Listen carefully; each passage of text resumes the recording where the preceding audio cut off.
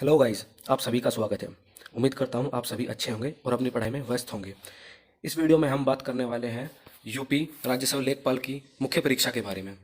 Guys, जैसे कि आप जानते हैं कि यूपी राज्यसभा लेखपाल की वैकेंसी आ चुकी है। इस वीडियो को शुरू करने से पहले मैं आपको वीडियो का ओवरव्यू दे देता हूँ और इस वीडियो में हम 4 से 5 पॉइंट के बारे में डिस्कस करेंगे जो आपको एग्ज़ाम देने से पहले ज़रूर जानने चाहिए और वीडियो में एंड तक आप बने रहिए। तो गाइस, पहला पॉइंट है एग्ज़ाम डेट क्या है। सेकंड पॉइंट है हमारा कि पैट की कितनी परसेंटाइल होनी चाहिए कि कोई कैंडिडेट राज्यसभा लेखपाल का एग्ज़ाम दे सके।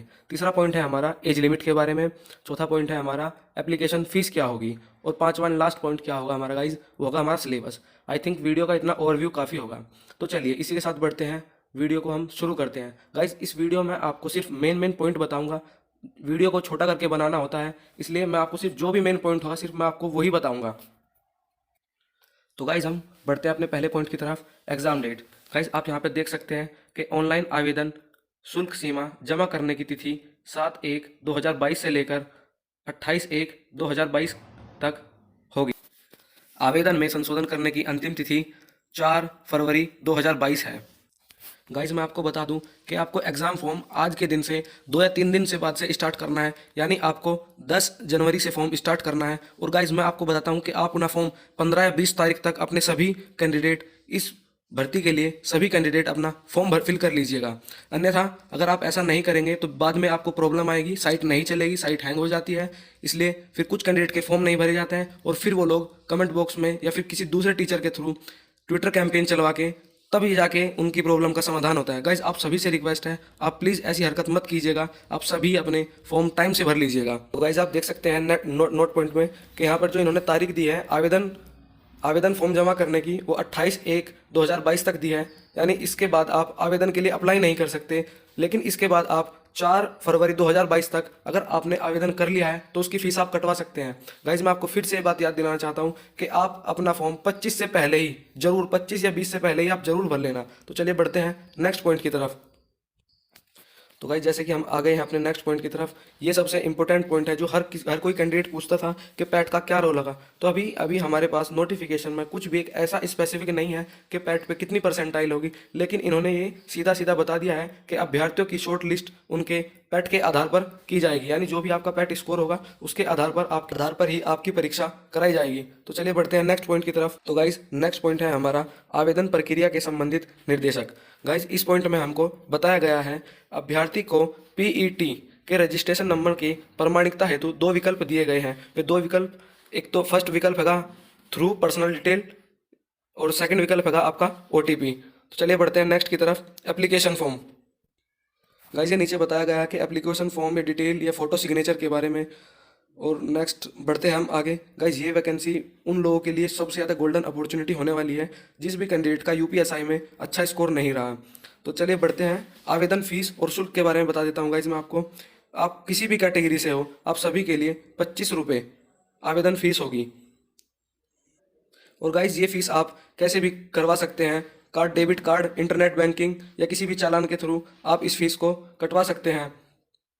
गाइज, ये है हमारा नेक्स्ट पॉइंट। इस पॉइंट में हम देखने वाले हैं कि हमारी एज लिमिट क्या होगी, कैटेगरी वाइज की कितनी पोस्ट होगी। तो गाइज, 18 से लेकर 40 साल इसमें एज होने वाली है और 4 से 5 साल जो उत्तर प्रदेश में ओबीसी और SC/ST को रिलैक्सेशन मिलता है वो होगा।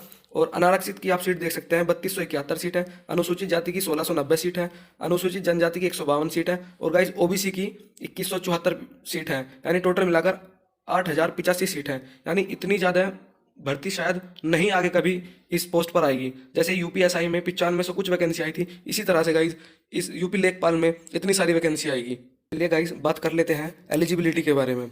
तो इसमें लिखा गया है अभ्यर्थी को माध्यम शिक्षा परिषद उत्तर प्रदेश की इंटरमीडिएट परीक्षा या सरकार द्वारा इसके समक्ष मान्यता प्राप्त कोई अन्य परीक्षा उत्तीर्ण होना आवश्यक है। इसके बारे में बताता हूँ कि समक्ष मान्यता प्राप्त, ये यानी ये पॉइंट क्या होगा गाइज, होता है ना कि कोई साइड से कुछ आईटीआई वगैरह कर लेता है, वो भी इसको कर सकता है। तो गाइज बढ़ते हैं चलिए अपने नेक्स्ट पॉइंट की ओर। गाइज, नेक्स्ट पॉइंट में बस यही बताया गया है कि आपकी उम्र 18 साल से लेकर 40 साल के बीच होनी चाहिए। तो गाइज, हमारा नेक्स्ट पॉइंट है ये बहुत इंपॉर्टेंट पॉइंट इन्होंने बताया कि मुख्य परीक्षा हेतु परीक्षा फीस शुल्क का भुगतान केवल मुख्य परीक्षा हेतु शॉर्टलिस्ट किए गए अभ्यर्थियों द्वारा ही अलग किया जाना होगा। यानी गाइस इस पॉइंट का मतलब ये है कि जिस भी कैंडिडेट ने पेट का एग्जाम दिया था सिर्फ वही इस परीक्षा को दे सकता है। और अभी इन्होंने किसी भी कुछ भी परसेंटाइल या नंबर का भी नोटिस में कुछ भी ऐसा जिक्र नहीं है कि कितनी कट ऑफ लगेगी, 60 नंबर पर पैट की कट ऑफ लगेगी या 70 पे लगेगी या 50 पे लगेगी। अभी गाइज इसमें से कुछ भी क्लियर नहीं बताया गया है। सिर्फ यही बताया गया है कि जो भी कैंडिडेट सिर्फ वही कैंडिडेट एग्जाम दे सकता है जिसने पैट की परीक्षा दी। तो चलिए बढ़ते हैं हमारे नेक्स्ट पॉइंट की तरफ। तो गाइज ये हमारा नेक्स्ट पॉइंट और लास्ट पॉइंट कि आपका सिलेबस क्या होगा। गाइज आप देख सकते हैं इसमें आपको सिलेबस में आप देख सकते हैं हिंदी होगा, मैथ्स होगा, सामान्य ज्ञान होगा और ग्राम समाज यानी विलेज डेवलपमेंट होगा। और इन पर्सनों की संख्या 25-25 है। 100 पर्सन आएंगे और एक क्वेश्चन 1 नंबर का होगा और समय आपको 2 घंटे का दिया जाएगा। गाइज मैं आपको एक अलग से सेपरेट वीडियो बना दूंगा कि आप कम समय में इतना जल्दी आउटपुट कैसे ला सकते हैं, यानी आप कम समय में ज़्यादा कैसे पढ़ सकते हैं और ये एग्ज़ाम आप यूपी लेखपाल का कैसे क्वालिफाई कर सकते हैं। तो चलिए गाइज इसी बात के साथ मैं अपनी बात को ख़त्म करता हूँ और उम्मीद करता हूँ इस वीडियो में जो भी मैं आपको डिटेल दे पाया हूँ आप तक वो पहुँच पाई है और आप उसको समझ गए हैं।